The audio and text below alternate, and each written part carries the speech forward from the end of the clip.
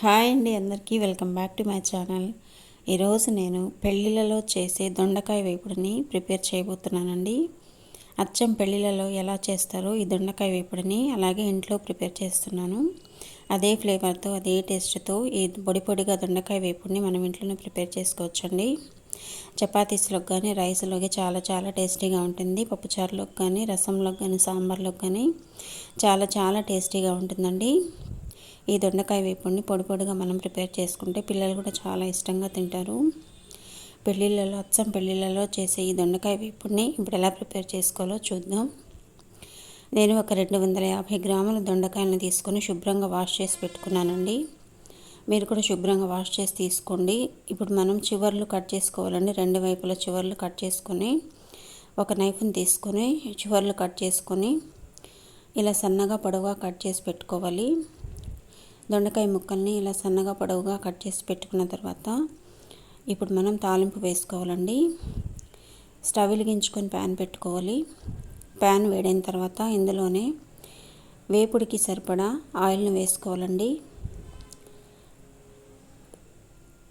ఆయిల్ని వేసుకున్న తర్వాత ఇందులోనే పోపు దినుసులన్నీ కూడా యాడ్ చేసుకోవాలి. స్టవ్ని మీడియం టు లో అడ్జస్ట్ చేసుకుంటూ మనం ప్రిపేర్ చేసుకోవాలండి. ఇప్పుడు ఇందులోనే పోపు దినుసులను వేసుకోవాలి. 1 టేబుల్ స్పూన్ ఆవాలను వేసుకోండి. 1 టేబుల్ స్పూన్ జీలకర్ర, 1 టేబుల్ స్పూన్ పచ్చిశనగపప్పును వేసుకొని వేయించుకోవాలి. ఇప్పుడు ఇందులోనే 2 ఎండుమిరపకాయలను తుంచి వేసుకోండి. ఇప్పుడు ఇందులోనే 2 టేబుల్ స్పూన్ల పల్లీలను కూడా యాడ్ చేసుకోండి. ఇలా పల్లీలను యాడ్ చేసుకుంటే దొండకాయ వేపుడు చాలా టేస్ట్గా ఉంటుందండి. పల్లీలను వేసుకున్న తర్వాత ఇలా దోరగా వేయించుకోవాలి. దోరగా వేయించుకున్న తర్వాత ఇప్పుడు ఇందులోనే 1 టేబుల్ స్పూన్ మినపగుళ్ళను కూడా యాడ్ చేసుకోండి. మినపప్పుని యాడ్ చేసుకొని ఇలా మనం దోరగా వేయించుకోవాలి, మాడిపోకుండా. ఇప్పుడు ఇందులోనే దంచి పెట్టుకున్న వెల్లుల్లిపాయ రెబ్బల్ని కూడా యాడ్ చేసుకోండి. ఒక 6-7 దంచి పెట్టుకున్న వెల్లుల్లిపాయ రెబ్బల్ని యాడ్ చేసుకున్న తర్వాత పచ్చివాసన పోయేంత వరకు వేయించుకోండి.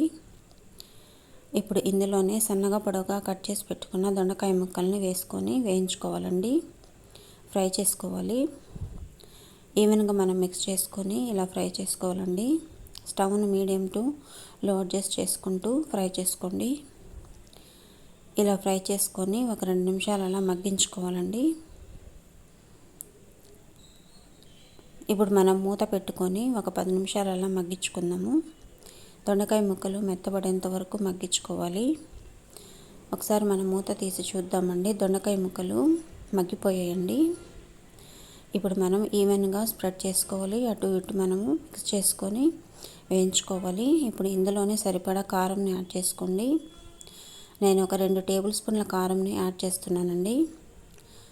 మీరు సరిపడా కారంని యాడ్ చేసుకోండి. కారం ఎక్కువ తినేవారు ఉంటే ఎక్కువైనా వేసుకోవచ్చు. స్పైసీగా కావాలనుకుంటే ఎక్కువ కారంనైనా యాడ్ చేసుకోండి.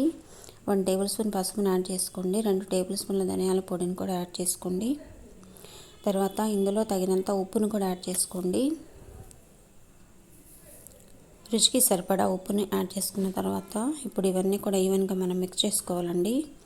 ఇప్పుడు ఇందులోనే గరం మసాలాను కూడా యాడ్ చేసుకోండి. 1 టేబుల్ స్పూన్ గరం మసాలాని యాడ్ చేసుకొని ఈ స్పైసెస్ అన్నీ కూడా దొండకాయ ముక్కల్లో బాగా కలిసిపోయేలా మనము ఈవెన్గా మిక్స్ చేసుకోవాలి.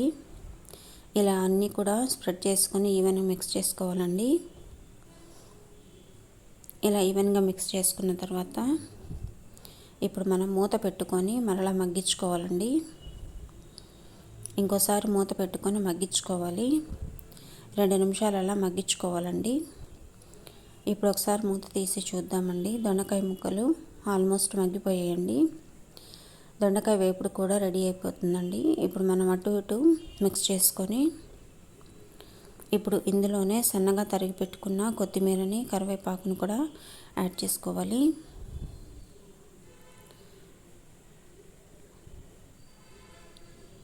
అటు ఇటు బాగా మిక్స్ చేసుకొని ఫ్రై చేసుకోవాలి. ఇప్పుడు ఇందులోనే కొబ్బరి పొడిని కూడా యాడ్ చేసుకోండి. ఒక 3 టేబుల్ స్పూన్ల కొబ్బరి పొడిని యాడ్ చేస్తున్నానండి. ఎండు కొబ్బరి పొడిని యాడ్ చేసుకోండి. కొబ్బరి పొడిని యాడ్ చేసుకున్న తర్వాత అటు ఇటు బాగా మిక్స్ చేసుకోండి.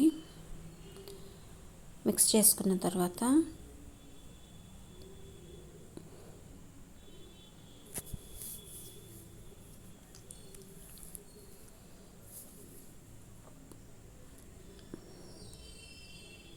ఇప్పుడు మూత పెట్టుకొని మగ్గించుకోవాలి. ఒకసారి మూత తీసి చూద్దామండి.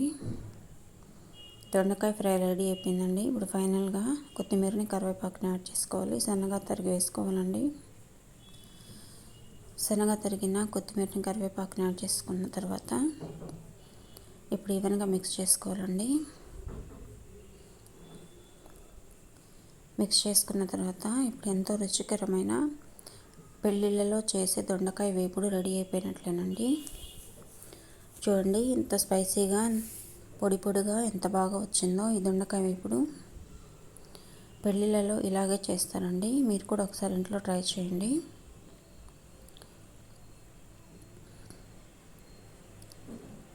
ఇప్పుడు ఎంతో రుచికరమైన పెళ్ళిళ్ళలో చేసే దొండకాయ వేపుడు పొడి పొడిగా రెడీ అయిపోయిందండి.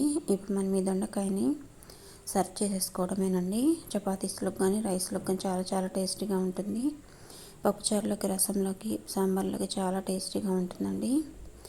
మనం ఇప్పుడు ఈ వేపుడిని ఒక బౌల్లోకి తీసేసుకోవాలి. ఇప్పుడు ఎంతో రుచికరమైన పెళ్ళిళ్ళలో చేసే దొండకాయ వేపుడు రెడీ అయిపోయినట్లేనండి. మీకు ఈ రెసిపీ నచ్చినట్లయితే ప్లీజ్ లైక్ చేయండి, షేర్ చేయండి అండ్ సబ్స్క్రైబ్ చేసుకోండి. Thank you.